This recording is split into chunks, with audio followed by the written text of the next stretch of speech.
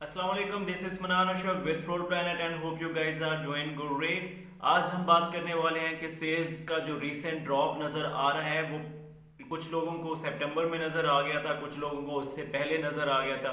लेकिन जो बिल्कुल रीसेंट ड्रॉप आया है सेल्स के अंदर, जो कि 40 to 70% तक का जो ड्रॉप है, इसके बिटवीन लोग डिफरेंट सेलर्स को डिफरेंट डिफरेंट उसके ऊपर जो है परसेंटेज जो है वो डिक्रीज मिल रही है सेल्स की।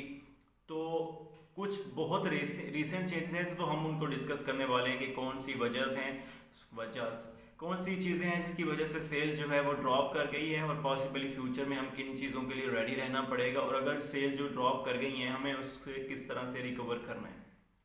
सबसे पहली चीज़, सेल्स ड्रॉप करने की कुछ चीज़ें तो ये है कि सबसे पहले कोविड का इफेक्ट था कुछ लोगों की, उसके ऊपर बाइंग के ऊपर जो है वो डिफरेंस आता है वक्त के साथ साथ। जिस तरह से कोविड से रिलेटेड प्रोडक्ट्स थे जो बहुत ज़्यादा कुछ डिमांड जिनकी चेंज हो गई और कुछ की डिमांड जो है वो बहुत कम हो गई, और क्योंकि जो अभी सिचुएशन है मार्केट की वो थोड़ी इन बिटवीन है। अब बहुत ज़्यादा भी इम्पैक्ट नहीं है कोविड का और थोड़ा सा इम्पैक्ट भी है, तो जिसकी वजह से जो है वो चेंज आ रहा है, पहली चीज़।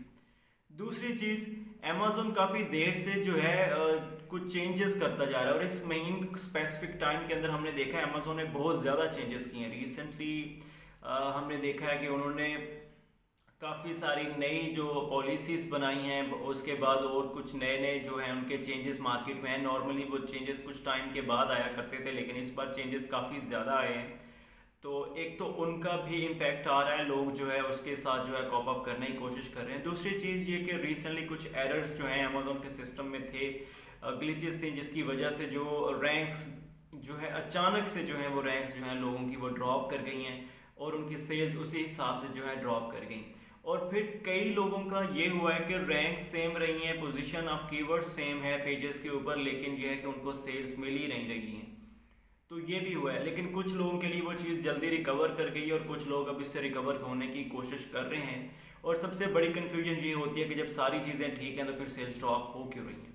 देखिए, एक तो क्योंकि इस तरह की चीज़ें पास्ट में होती रही हैं, तो ये कोई नई चीज़ नहीं है कि एक टाइम सब कुछ ठीक चल रहा है और अचानक इस तरह से रैंक्स का इशू आ गया। अब आपको पता भी नहीं, आप आउट ऑफ स्टॉक भी नहीं गए, आउट ऑफ बजट भी नहीं गए, कोई भी चेंज नहीं किया लिस्टिंग के अंदर, हर चीज़ ठीक है जब, तो फिर रैंक्स जो है इस तरह से हो जाती हैं कई दफ़ा, लेकिन बहुत नॉर्मल नहीं है ये।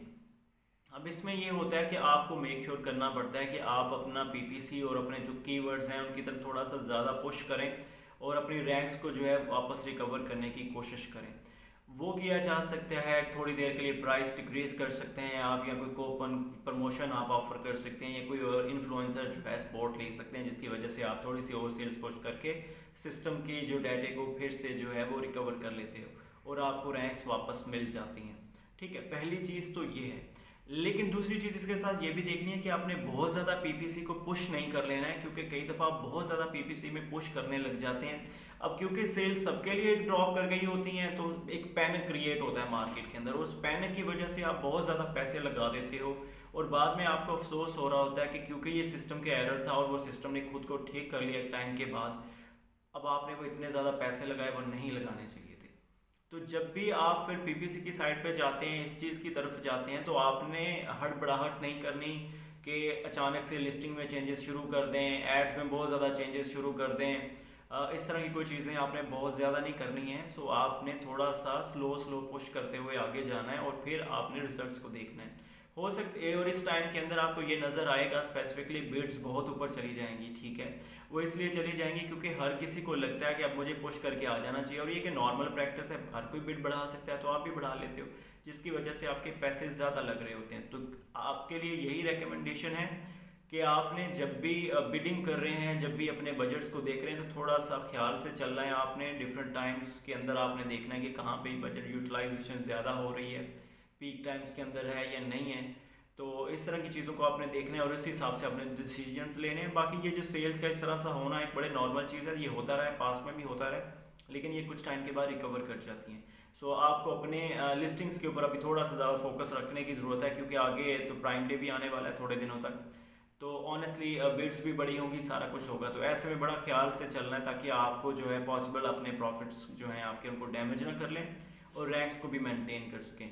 तो ये मेरे सजेशंस हैं, तो इसमें ज़्यादा होपफुली चीज़ें ज़्यादा लंबा नहीं चलती होती और इसके बावजूद भी अगर बाकी आपके कंपेटिटर्स हैं उनके ऊपर भी नज़र रखें कि अगर वो अपनी रैंक्स रिकवर कर गए हैं, अपनी सेल्स और बाकी चीज़ें रिकवर कर गए हैं, तो आप नहीं कर पा रहे, तो फिर आपको पुश करने की ज़रूरत है। अब आपको देखने की ज़रूरत है कि क्या आपकी रेलेवेंसी तो ख़राब नहीं हो गई है।